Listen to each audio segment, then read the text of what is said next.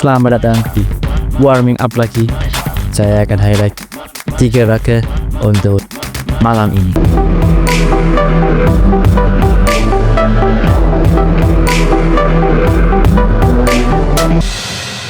Laga pertama adalah MU versus Palace. Ini adalah laga yang penting bagi MU karena mereka akan melawan tim yang klasemennya di atas mereka. Itu penting untuk MU.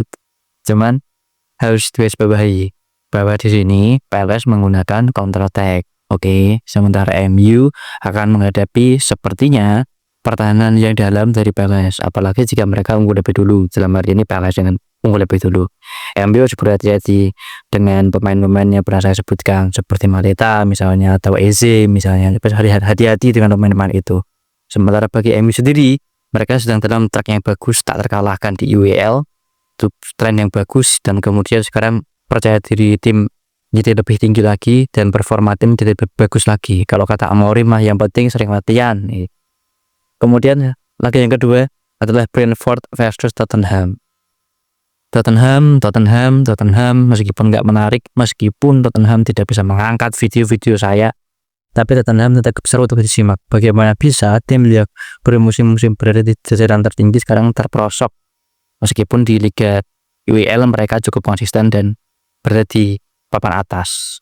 Tottenham akan menghadapi Brentford. Ini akan jadi ujian yang luar biasa, yang mana pemain yang menjadi pemain paling tajam di video kami yaitu Bryan Mbeumo adalah pemain dari Brentford, yang mana Brentford ini mengadakan tradisi positif atau serangan mereka cepat. Nah, yang harus diwaspadai ya kembali lagi, Wissa jangan sampai mudah bergerak. Mbeumo bahkan jangan terlalu sering diberikan ruang-ruang yang bebas karena dia berbahaya dalam hari-harinya. Bahkan dengan kesempatan peluang-peluang yang tidak besar pun tidak dimanfaatkan oleh Mbeumo. Nah, untuk itu Tottenham harus berhati-hati. Meskipun memang, nah ini yang seru, Mickey van de Ven sudah kembali berlatih, kemarin sudah bermain satu babak di UEL, karena dia akan dipasang. Dengan siapa? Apakah dengan Archie Gray? Apakah dengan Dragusin? Nah, nanti kita lihat. Yang jelas, Palace harus memanfaatkan sisi kanan pertahanan Tottenham jika mereka mau mengekspos Tottenham supaya tidak bisa banyak mengancam Palace. Nah, langsung kita masuk ke tajuk utama kita, the big match. Ya, ini benar-benar perebutan yang luar biasa karena Arsenal melawan City di kandang Arsenal. Ya, meskipun di kandang tidak begitu banyak berpengaruh untuk akhir-akhir ini, tapi Arsenal memiliki pertahanan yang sangat kokoh. Saya melihat beberapa highlight bagaimana Arsenal itu kebobolan itu dengan cara-cara yang sebenarnya kalau kata Coach Justin, gol jatuh dari langit baru bisa membobol gawang Arsenal. Karena sekompak itu Michael Hayes dan juga Saliba, sekompak itu Jurgen Timber dan Calafiori kembali ke performa terbaiknya. Jadi 4 back ini sulit sekali ditembus, entah itu versi lewat sayap kanan atau sayap kiri atau mulai dari tengah, mereka sulit sekali ditembus. Tapi memang dari beberapa match terakhir yang jadi pertanyaan, yang jadi titik lemah Arsenal adalah lini serang mereka, terutama striker nomor 9, karena Gabriel Jesus cedera. Jadi pertanyaannya ada Havertz, kecuali mungkin Jesus tiba-tiba sembuh, Havertz jadi tumpuan Arsenal, yang mana itu menjadi hal yang tidak bisa dianggap mengancam karena mereka juga tidak mendapat banyak gol dan assist dari seorang Havertz. Masalahnya pertahanan City itu kan sangat rapuh. Bekalan mereka gelandang. Matheus Nunes dipasang di 4 atau 3 match terakhir karena Rico Lewis tidak bisa sebagus itu di sisi kanan. Kemudian bek tengah mereka juga gonta-ganti, apakah akan menggunakan Kusanov kembali, ternyata pemain ini bukan pemain yang bisa berlari, atau hanya mengandalkan seorang Akanji atau Johnston lagi, tidak tahu, karena pertahanan City buruk. Sementara pilih serang Arsenal entah lewat Nwaneri, entah lewat Martinelli, mereka memiliki kecepatan yang mana itu bisa merepotkan City.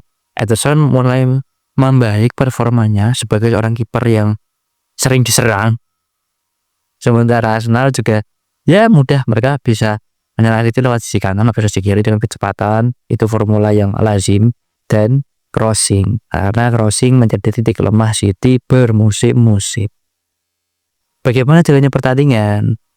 Ini tergantung mentalitas. Arsenal jelas bermain untuk menang, Tapi City juga jelas bermain untuk menang. City memiliki pemain-pemain yang sudah dikatakan prima lagi.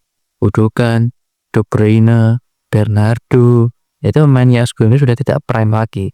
Foden naik turun, Haaland naik turun, apalagi Haaland ketemu dengan pawangnya Gabriel Magalhaes, wah susah. Ketemu Saliba juga susah. Winger mereka hanya ada Savinho, Marmus jika ditaruh di winger, atau menggunakan Foden di sisi kanan, atau Doku tiba-tiba sembuh dari cedera, kita tidak tahu, atau Guardiola yang overlap akan mengganggu konsentrasi Timber. Tapi kalau dibilang lebih sulit mana menembus Timber atau Calafiori, menurut saya lebih sulit menembus Calafiori. Atau City bisa memanfaatkan sisi kiri mereka yang biasanya lebih eksplosif daripada sisi kanan mereka. Nah, ini akan menjadi laga yang penting untuk keduanya karena keduanya ingin menang. Jika yang mencetak gol Arsenal dulu, itu sulit bagi City karena Arsenal taktis akan bermain lebih ke belakang, mengadakan counter attack yang jadi kelemahan City. Tapi jika City unggul lebih dulu, laga ini akan berjalan seperti seimbang karena duel beli serangan akan terjadi. Mungkin itu dari kita, dari saya, dari kami, dari siapa ya lagi. Sekian, sampai jumpa di lain video.